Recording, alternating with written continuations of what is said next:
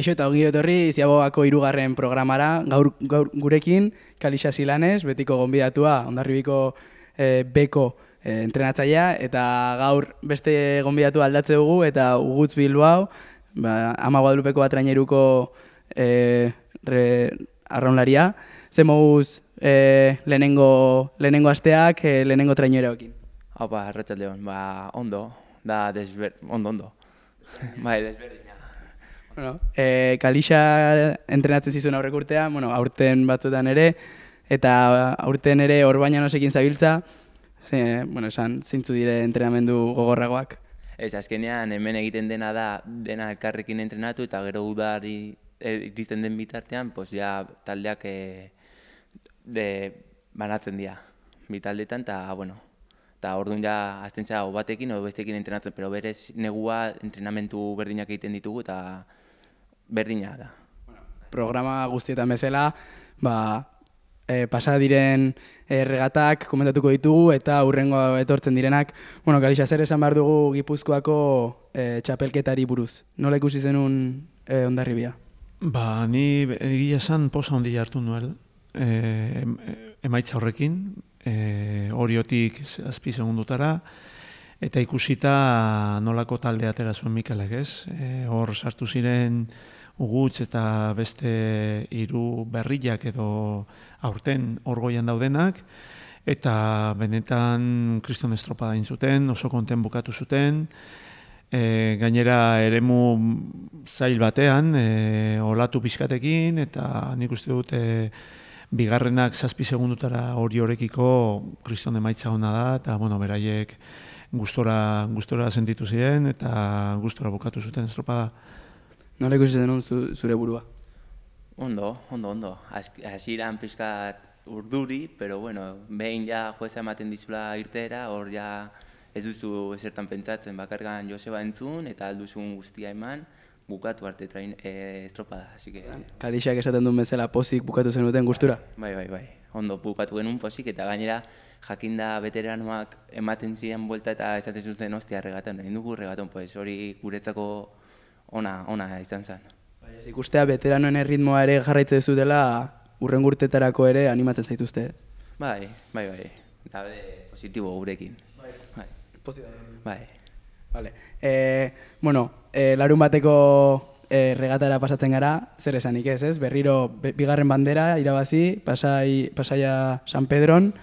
Berriro ere fenomeno meteorologikoak hor meia egin zuten, ez? Ze lehenengo txandakoek zerbait atzeratu zizkieten segundo batzuk, baina Hondarribi eta Kaikuren arteko lehia oso gogorra izan zen, eta Hondarribia berriro garaile, eta, larun batean, lidergoa eskuratu zuten. Bai, hor, lidergoa izatea, polita, ez? Joseba horiz jantzita ikusi genuenean, maiota horrekin, posa hartu genuen. Aipatzen duzun bezala, egualdian aldaketa horiek, ez ziren oso gustora bukatu, zuten oso gustora bukatu urdaibaikoak, binon bagenekien igandera begira emaitza horrekin lehenengo txandan aterata bere alde zegoela, ez? Eta aipatu duzun bezala ere bai, Kaikurekiko diferentzi gutxikin, bandera irabazi, eremu horretan, ibaian, ja ez dugu esaten, edo ez dut esaten edabidetan bai itxasoari edo ibaiari baldintza horiekin, ez? Ikusten da Hondarribi oso azkar dagola, trainerua azkar juten dela, eta benetan beste bigarren garaipena hori beste aste bukaera batean bandera batekin gutxienez. Daramagu 2 aste esaten sentsazioak osonak direla, botea nola doala, zoin nola ikuste duzu botea barrutik? Ondo digua. Ateratzen gara gukin entrenatzea, eta aldaketak egiten ditugu, eta hitz egiten duguna gero, da aldaketak ez dira nabaritzen, orduan alde hortetatik ondo juten da botea. Leheno komentatu dugu txanden arazo hau. Ni pentsatze dut Urdaibai txanda bat egoteagatik eta beste eta Hondarribi horrezko txandan egoteagatik beti marearen edo haizearen faktore horiek beti egongo direla, ez? Edozein arraunean. Bai, gainera askotan gertatzen da, ez? Regatetan pues, itxason gaude, eta badakigu bai korrientiak, bai olatuak edo haizearen aldaketak badaudela. Kasu honetan egia da nabarmen izan zen galerna hori, biazoia hori sartu zela lehenengo txandan, eta ikusten zen telebistean, pues, Urdaibai, San Pedro, pues, olatu horrekin eta izen kontra, benetan lan gogorra zuten, eta zaila arraun egiteko. Gero ja bareatu zen, eta aldatu zen zeharo, eta bueno, gero ikusi genuen benetazko horrezko txanda bat. Ikusten da, bai, Urdaibai, bueno, izuna horrekin edo kalte, zantzio horrekin, pues bueno, hor dagola, binon gero bere lanak ondo betetzen baditu lan batian, normalian igandetan egoten dela horrezko txandan. No? Bai, azkenean dire favorito banderaren kupoak betetzeko Orio eta Hondarribikin, ez? Bueno, hor talde handia daude baita. Kaiku tiran ematen du baietz, pero oraindik ez du banderarik lortu. Urdaibai, Orio, Kaiku bai, Hondarbi, bai, badaude. Hortik asko daude irabazteko bandera. Eta, bueno, igandean aldaketa batzuk egin zituen Mikel Orbañanosek eta 3. postu bat lortu zuten Orioko uretan, nola ikusten zuzuk postu hori? Maitza hona niretzat. Nik uste dut Orio etxean zegoen eta benetan beste puntu bat ez, normalian agian gogo gehiagorekin ateratzen zea, gero ikusten zen, ziaboga, segundu batzuk Urdaibaien atzetik, laugarren luzea oso ona izan zen bai Hondarribikoa eta bai Oriokoa, eta bai 3. bino ni geldituko nintzateke segundu horiekin, ez? Oso segundu gutxitan 3 traineru horiek, eta gero badago korte bat. San Juanek benetan estropa honen zuten, eta gero geldituko nintzateke ere bai 9. postu horrekin Kaikuko 9. postu hori hor benetan puntu asko galdu ditula, eta ligari begira bai esango nuke bi hautagai daudela. Baloratzeko izan zen azkenengo luzea, zeren momentu horretaraino Hondarribia 4. zen San Juanen atzetik. Bai, eta gero azkeneko luze hortan erakutsi zuen sakala bukaera ona, igo zuten beraien arraunkari polita horrekin, eta bueno, eta Joseba esprimitu zuen aldik eta gehien taldia. Eta 3. bukatu zuten, hasi ondo. Bueno, ondo, baina pena, ez? Larun baten ikusita Joseba horiz jantzita eta berriro, berdez jantzita ikustera, bakarri puntu bada, ez? Bueno, berde beti gustatzen zaigu, orduan. Ez, bai, pena, binon hotzez ikusita eta baldintza zeuden bezala nik uste dut emaitza ona dela. Pena da, beti saiatzen zera irabazten, eta nahi dugu irabazi, bino, arriskua bazegoen, korrinten eta haizearen aldaketa horiekin, eta nik uste dut, puntu bakarri gaudela, Oriotik, eta emaitza ona da. Leheno faktore meteorologikoak esan dugu, larun batean Urdaibairi uko intziotela, eta, esan dezakegu, horrezko txandan ibili ziren trainerueri igandeko meteorologiak ere kalte egin zekiokela puntutxo baten, ez? Bai, azkenean da regla berdina. Osa, batzutan egiten die ondo eta bestetan txar. Pues, azkenean hor, jakin behar da arraunean egitea. Bueno, pasako gara orain Hondarribia beko traineruari buruz hitz egitera. Bueno, Galixa, gaur pasaden asteburuan 8. Nola baloratzen duzu emaitza hau? Bueno, hor ere bai itxasuen eta haizearen aldaketa jasan genuen. Bino egia da gure txandan ez genula gure maila eman, ez? Lehenengo luzetik ikusten zen sufrituko ginela pixkat kalde horretatik.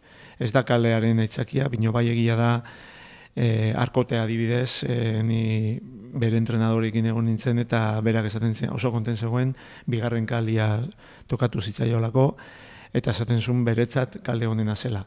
Bino ez da bakarrik kalia, ona edo txarra izatea, gero arraunein behar da, ez? Atzo nik uste dut ikasi genuela, ni nire ondorioak ere bai ateran ditun, taldearen edo ekipoaren arabera.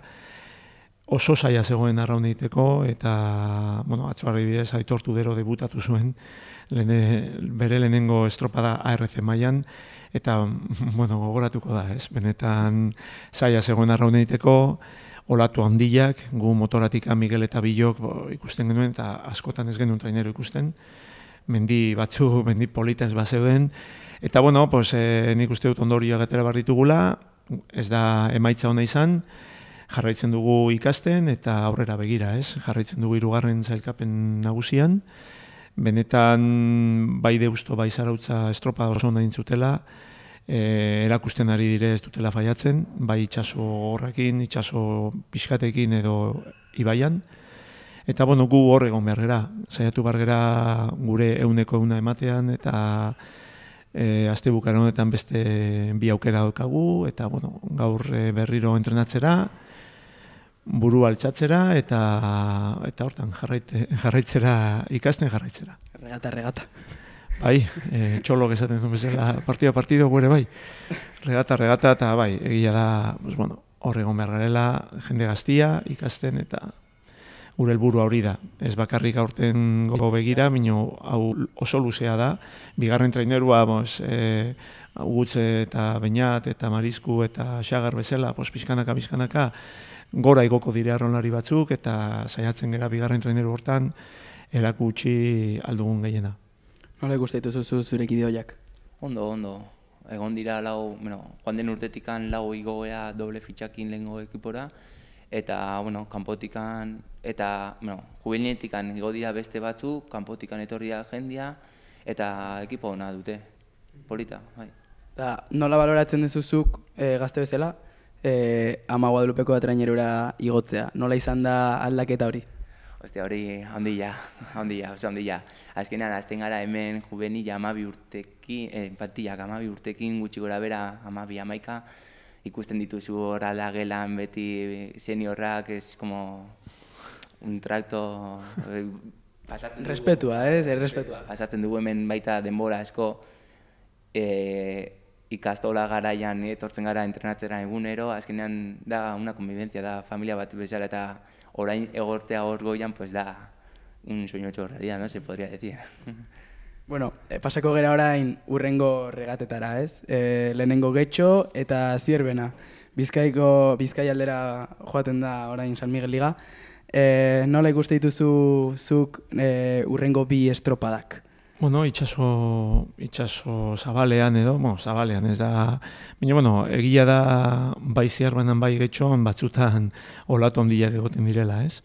Egia da, ni gustora ikusiko nukela olako estropada polit bat itxaso handiakin. Atzo esaten dio Migueli, hemen ataldeak nola egongo zen olatu horrekin, ez? Hor jakin behar da arraun egin, eta bai Getxon eta bai Zierbenan, estropada politak, irekiak, nik uste dut horrezko txandan saiatu behar garela dominatzen hasieratik, eta era puntu hori horrekiko murrizten dugun azte bukaren honetan. Nola ikuste duzu Hondarribia, ez itxasoa, marea olatu handiko gunetan? Agian esango nuke ibaian mino beto, ez? Nik uste dut askotan entrenatzen dugu beraiekin eta ikusten dugu nola joaten dire bai brankaz, bai kanporaka, bai barruraka, botea oso askardoa, oso arraunketa polita eta efektiboa dute, eta gila da, olatu pixkatekin ikusten badugu estropada bat, nik uste gozatuko dugula gauzak joan behar diren bezala joaten badira. Zaude zure entrenatzaio jaiekin. Bai, azkenean ibaian ibiltzeko alkin mugikorra dago, trainerua egon behar da itxasuan. Eta nola ikusten du taldeak barrutik, urrengo asterako 2 regatak? Beti bezala, egin dugu astean zehar entrenatu eta eguneko eguna ematea. Leheno Kalizak esan du, gure mailariko berena ematea eta horio alik eta puntu gutxien ateratzea edo guk pasatzea hori. Orain izango da pixka toma idaka, no? Esaten den bezala, Orio eta Hondarribien artean, beti Kaiku edo Urdaibai banderaren lehian egon arren, beti ere bata besteari begira, ez? Puntuak eta San Miguel Ligaren lidergoari begira. Bai, salkapen orokorrari begira, bai, nik uste dut, bai, Orio, bai, Hondarribia, ez? Bino gero banderan leian, pues, hor sartuko direla. Bai, Tiran San Juan badirudi gorakari dela, Kabo estropada polita egin ditu, agian bigarren txanda hori irabazten badu, egualdian aldaketak edo baldin badire, nik uste dut kontan hartzeko direla. Zierbena batzutan egin ditu ere bai, badirudi Portugalete gorakari dela. Nik uste dut horiek pixkat urrutiko daudela, ez? Atzo ikusi zen baldintza horiekin, Orio eta Hondarribi pixka goiti zeudela. Mino bai esango duke Urdaibai eta aipatutako horiek bandera irabazteko aukera badutela. Mino zailkapen orokorra begira, bai Hondarribi, bai Orio hor egongo dira. Zure lehen urtean Kontxa edo San Miguel Liga irabaztea eskatuko aukeratzea esango balizute, zer aukeratuko zenuke? Bien artean, hostia. Lehenengo urtean, Lehenengo urtean. Agian Kontxa. Lehenengo urtean, agian Kontxa. Pero galdera oso zaila, Kalixak ere aurreko programan Kontxa izan duzun. Bai. Osea, que ondo ibili izate.